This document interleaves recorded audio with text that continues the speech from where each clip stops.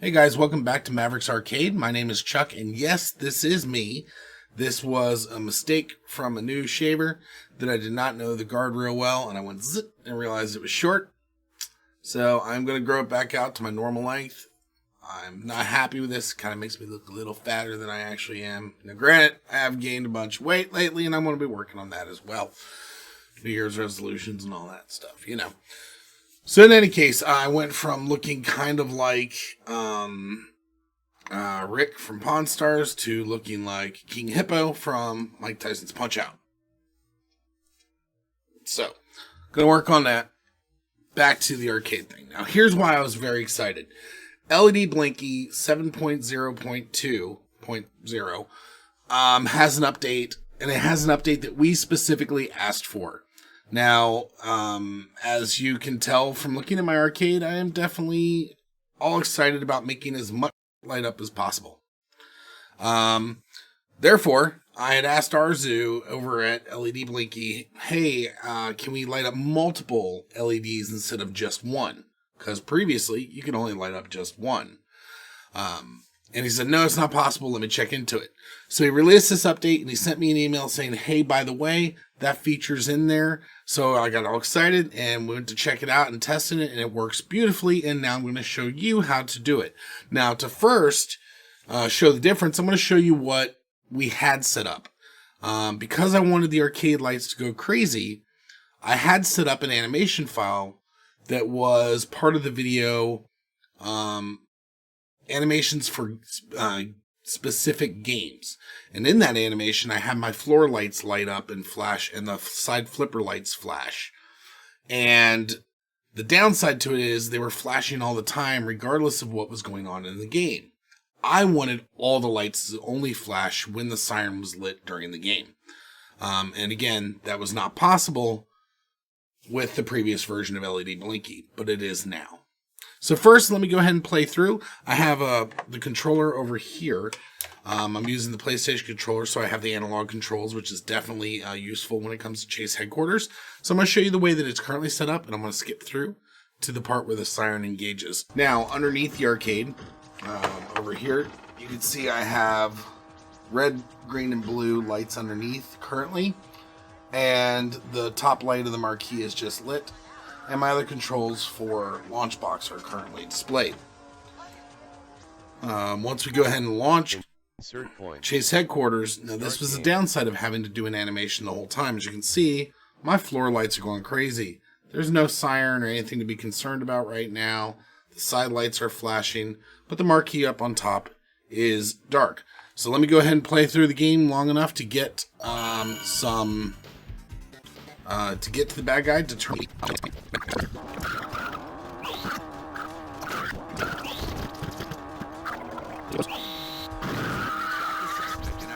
So you can see those top marquee lights, they're flashing, and the rest of the lights have been flashing already. Let's get back to the point where they shut back off.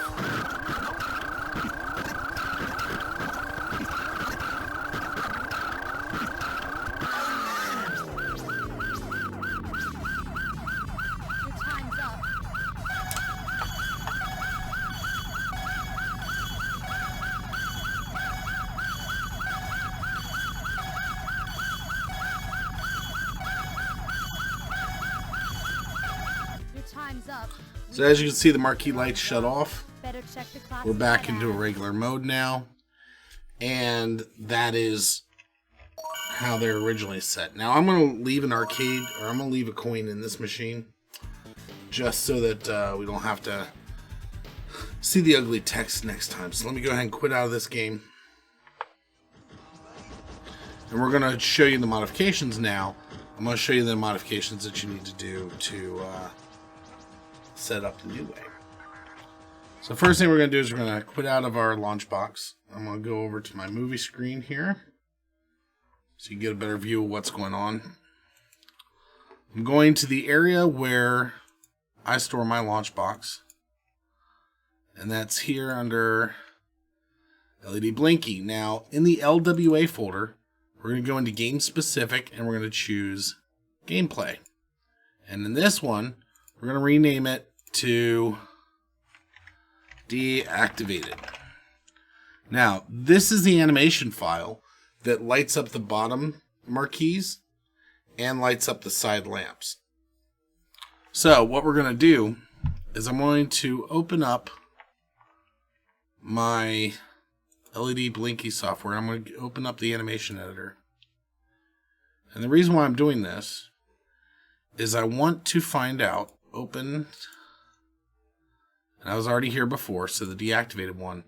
What I'm looking at is what frames here, which ones we're lighting up. Now, on this frame, I can highlight this light. And you can see on the bottom here, it shows numbers.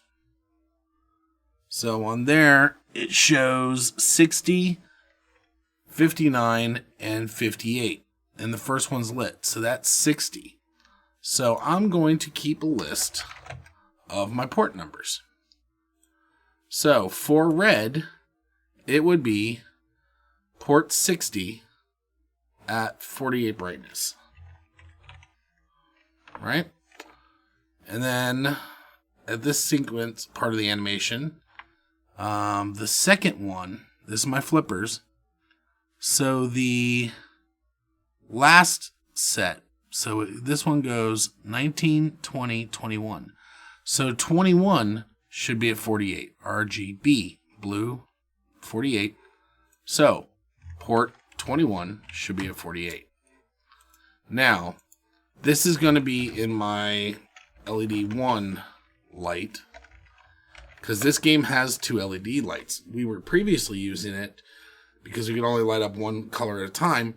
We were doing marquee 1, marquee 2.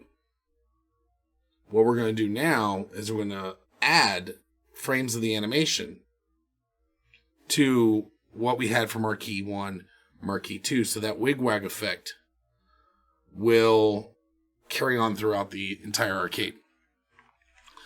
So let's do that, and just because we want to go nuts with this thing, what we're going to do is let's also make this button on the front of the arcade blue.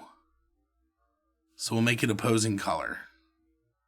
So we'll make this one go blue, which is 4, 5, and 6. So if I want it to be blue, then I need to be the last one, so 6. So now,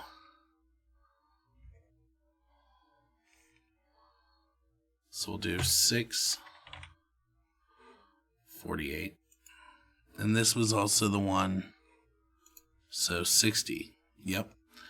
And then, while this one is blue, we will have this coin button be blue. So that would be, instead 25, 26, 27, it'll be 27. So 27. And this way, we are just making this whole freaking thing light up. So these flippers are actually tied together because of the amount of ports I had available. But we're going to have it go red on the bottom. Then it's going to go blue. Actually, let's make that red. So we'll have this go, instead of being 27, we'll have this be 25. So this is 60, and that's red. And 21 is not this one, it's this one. 21 is blue. And then 6 is here.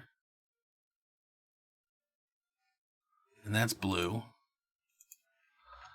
And then the start buttons is 25 is red. So now on the opposing side, we want this one to be blue. So that would be 69, 68, 67. So 67 would be blue.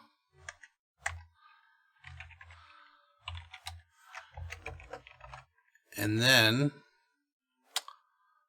this color, we want to have the opposite. Now, previously, this one is 4, 5, and 6. So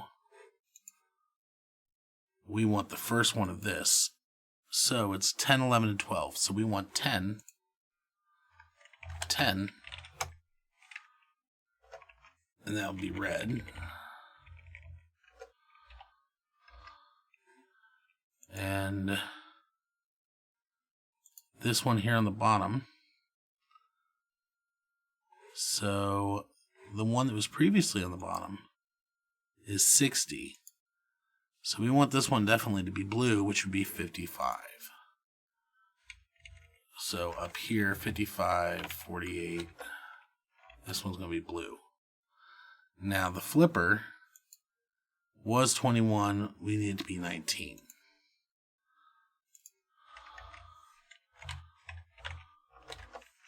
And that's going to be red. Now, the reason why we're being very careful to try to match the color is because of it's not doing them all at the same time. It's going in an order. And I want to try to keep the order as the same as possible to keep the separation between the on and off commands as consistent as possible.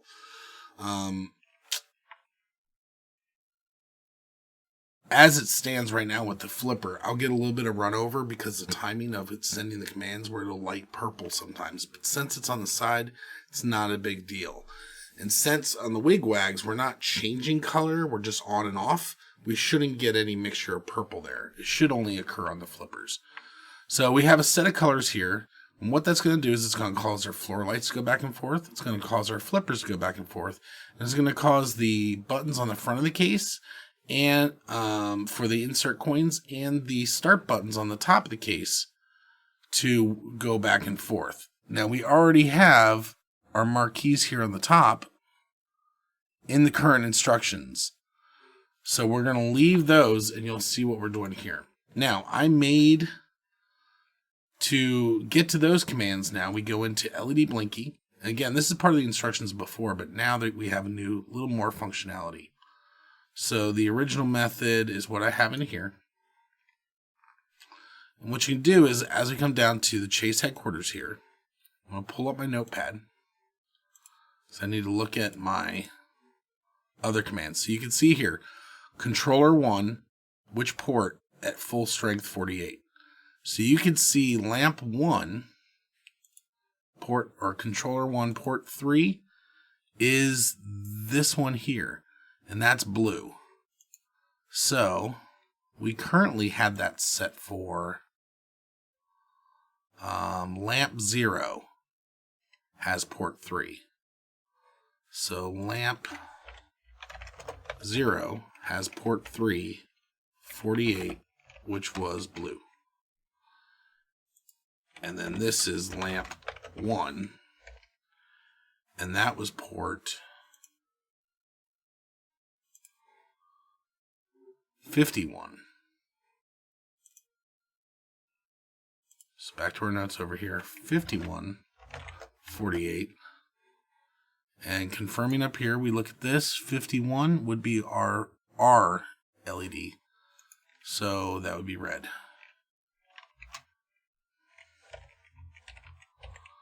So, as you can see in each segment, we want to have this thing light up 5 lights. So this thing's going to be quite crazy. We're going to go ahead and close this now. And just in here, after, and I'm going to give myself a little bit of room here so I can see. Okay, so for where I had port 1, following the pattern from before, but what we're going to do is we're going to do pipe. So that's the shift. If you don't know which pipe is, it's one that goes up and down. It's the one that when you hold down shift and hit that slash, that's the pipe. So after the 48, we're going to put pipe. And we're going to do IP, comma, 1. So IPAC 1, port 60, comma, 48. And we're going to do another pipe. And we're going to do IP, comma, 1. All right, so it's this point in the video where I screwed up the first time around. Now, Arzoo's reached out to me since then and told me, hey, this is what's going on. Because the documentation wasn't up to date when I first created the video, so I was kind of like guessing. But now it makes a lot more sense the way it works. And I tested it and I'm so happy with the results. So if this is your first time watching it, then the original version of this video had me going down a path that wasn't working correct. And I was wondering if there was a limit of 3 LEDs. And I was confused about it. Arzoo, the person who makes LEDBlinky, sent me the better information since I redid the video. And that's what you are now seeing here. So to give you an idea of what the path I went down the wrong way before, kind of give you that look, is so here you can see originally I was trying to make a long string with all of these various LEDs. Now, per lamp, Arzoo set it up to do for RGB. So if you wanted to make a color that's not just red, green, or blue, you have to make the combination of light, the combination of settings to make the color come out correct. So each individual row can only be 3 consecutive addresses. So again, controller 1 here, LED 1 intensity, controller 1, the next one, sub 2, the intensity, 1, controller 1, the LED number, and the intensity, 48. So since we have RGB, and it's 0, whoop, sorry about that, RGB and it's 0048, then that means that this will be lit up blue, lamp 0. The way to get multiple LEDs is just to put in multiple entries for lamp 0. So as you can see here, now I have lamp 0, again, for RGB, consecutive 1, 2, and 3. Then, for some reason on the iPads, the higher up that goes backwards on the second set of LEDs, they number backwards. But, so we have 60, 59, 58, 4, 5, 6, 78, 77, 76, 28, 29, 30, so forth. So we have 1, 2, 3, 4, 5, 6 LEDs going to be changing for lamp 0. Then for lamp 1, I have 6 separate LEDs for that. Now, one thing I would suggest is as you're deciding how to animate these, you can open up your LEDBlinky software and go into your animation editor. And as long as you've made your layout kind of close to what your actual arcade is using, you can then highlight here. And as you can see on the bottom, in this section, it shows LED 51, 50, 49. So for the joystick, I have 78, 77, 76. Now you can see over here, I have 78, 77, 76. So we know that when lamp 1 lights up, it's going to be doing RGB, so 4800R. So it's going to be red. The joystick's going to be red. But also you can see, I have it also defined for lamp 0. So 78, 77, 76. So it's going to be 0048. So that means the joystick ball should go red, blue, red, blue, red, blue, red, blue. Now, I've already I saved this file, and I've already got a saved state of Chase headquarters when we're at with the siren on top of the car. So let's see what happens. And let me switch over to that camera view. All right, so here we go. We are going to go ahead and launch the. Well, I guess first what I'm going to do is I'm going to fix my reality cam. So slight.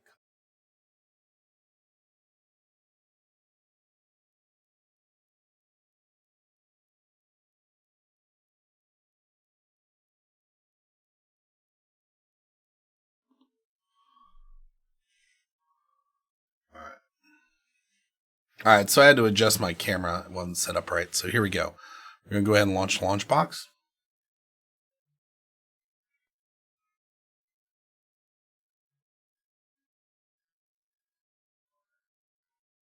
And we're going to launch Chase headquarters.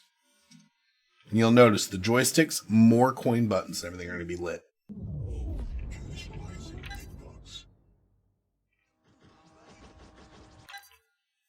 Start game. Insert coin. So check it out.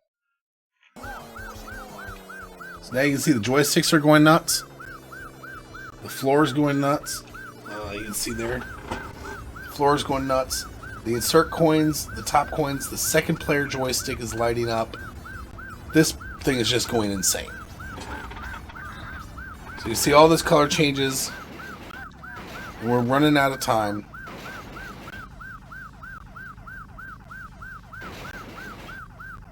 Still counting down. And you'll see those lights turn off.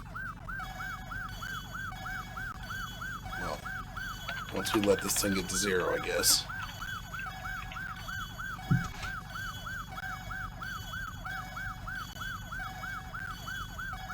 Your time's up. We think you picked the wrong job. So again, thanks to Arzoo for sending me the corrected instruction. Again, I don't want to give you guys any bad information when possible. If I find bad information, I definitely want to fix that. So if you guys have any questions, let me know. But this is great. This gives us the ability to light any of the buttons that we want to any of the animations or events in game. So thanks again, Arzoo, and love the software. Keep doing a great job with that. And if you guys have any questions, let us know. Thanks. Make sure to check out the links above for some of my other videos and definitely smash that subscribe button. Also, make sure to turn on notifications so you don't miss out on any episodes. I'm continually trying to grow this channel, so make sure to like, comment, and share on all your favorite social media platforms. To find more content for this channel, check out the following locations. YouTube is the primary location where I publish the final versions of my how-to videos. I use Facebook for communication, notices about upcoming videos, behind-the-scenes pictures and videos, and the occasional live stream. For live streams, I primarily use Twitch, as it generally provides the least latency for the closest to real-time response rate currently available. I will occasionally multicast to Facebook and Twitch at the same time, but Twitch generally seems to have the least delay, so I prefer it for streaming events. And as always, thank you guys for watching. I appreciate your support, and we'll see you next time.